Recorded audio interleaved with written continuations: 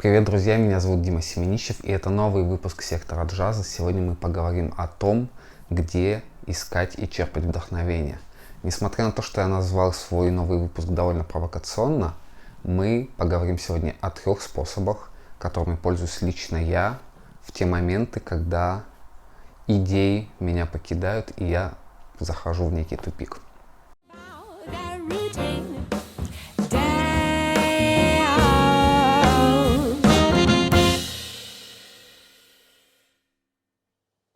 Первый прием – это работа с референсами.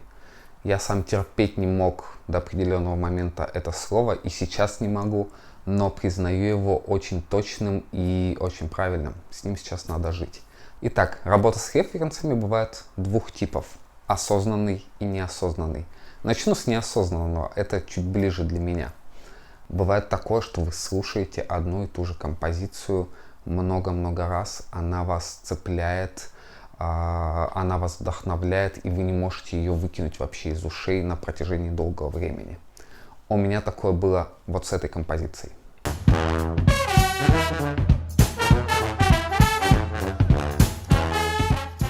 Я слушал этот трек много-много раз, он меня вдохновлял, мне было интересно переслушать его до разных мелочей, и потом вдруг в один прекрасный момент я сел и, представляя внутри себя это ощущение грува, это ощущение времени, я сочинил вот это.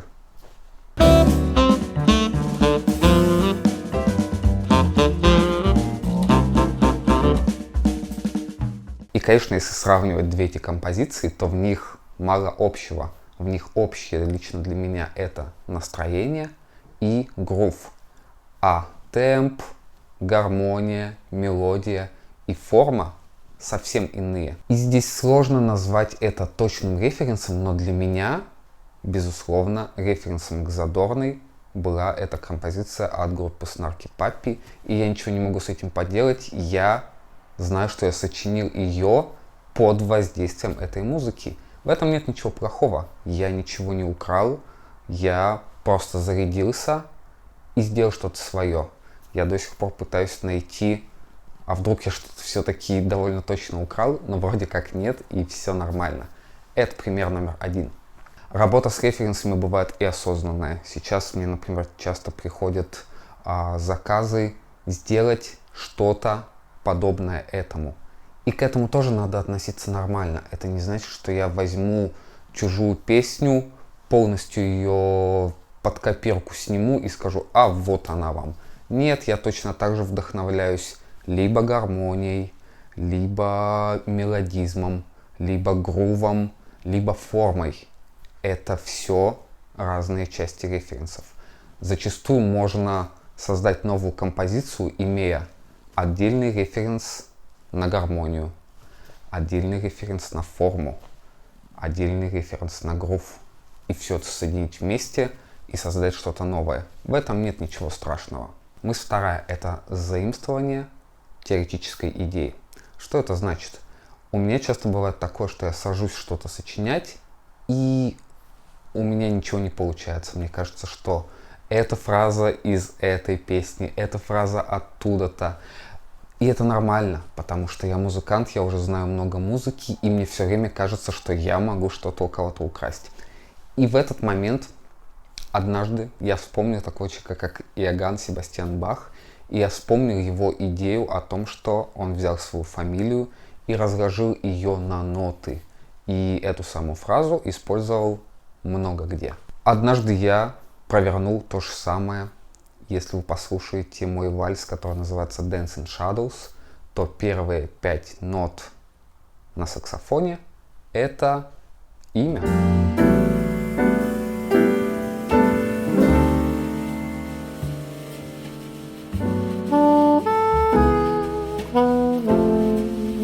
Вот такая простая теоретическая идея позволила мне создать первую фразу из 5 нот и ее дальше развивать, и у меня появилось полное ощущение, что я это ни у кого не украл. Вы можете это попробовать со своим именем или с другими инициалами. Что получится, узнаем. И последняя идея – это заимствование музыки. Как так, скажете вы, как можно заимствовать музыку и что-то с ней делать? Почему нет? Эта идея, конечно же, ближе к аранжировке. И здесь вы должны понимать, что такая вещь, как авторские права, все-таки существует. Но когда мы с Аллой Туровской создавали программу, посвященную творчеству Битлз, кстати, довольно скоро я начну рассказывать о своих аранжировках на песни этой группы, мы решили сделать дуэтную аранжировку на очень известную песню, которая называется Come Together. Это один из хитов группы Beatles, и с ним очень сложно сделать что-то аранжировщику, потому что он предельно прост и гармонически, и мелодически. Перегружать его гармониями, размерами и какими-то лишними идеями для меня был не вариант, я против таких идей. Поэтому, когда мы собрались на репетицию, этот момент совпал с моментом, когда я активно работал с Яриком Боярунасом и созданием минусовки на рок-оперу «Иисус Христос Суперзвезда». И для меня эти моменты сошлись воедино, и я понял, что я могу использовать риф из арии Иуды, который пронизает всю рок-оперу «Иисус Христос Суперзвезда», и использовать его как основной риф для Come Together. Как это звучит?